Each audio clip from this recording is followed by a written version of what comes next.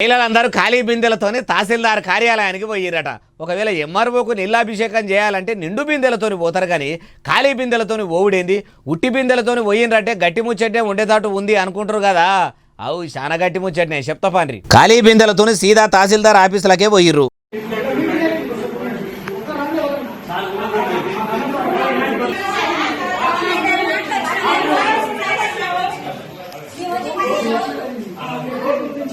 ఇన్నరా ఒక్కరోజు కాదు 2 రోజులు కాదు, వారం దినాల సంది నీళ్లు లేక తిప్పలు పడుతున్న ఆఫీసర్లు ఎవ్వరు కూడా అరుచుకున్న పాపాన పోలేదట.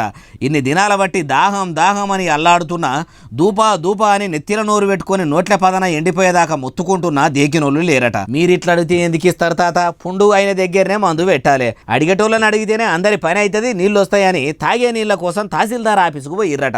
ఎట్లా చెప్తే మీకు అర్థమవుతుందని ఆఫీసర్లు అందరినీ అడిగి కడిగి పారేసిర్రట.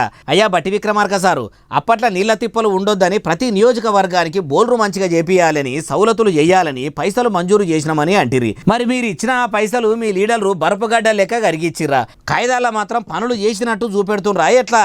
ఇట్లా నీళ్లు రాక మస్తు మంది తిప్పలు పడుతురు. మీరేమో మైకు దొరికినప్పుడల్లా మా సర్కారు కూడా మిషన్ భగీరథ నుంచి దినాము 2 పూటల మంచినీళ్ళు ఇస్తున్నామని మస్తుగా చెప్పుకుంటుర్రు. ఊర్ల పూట చూస్తేనేమో ఇట్లున్నది.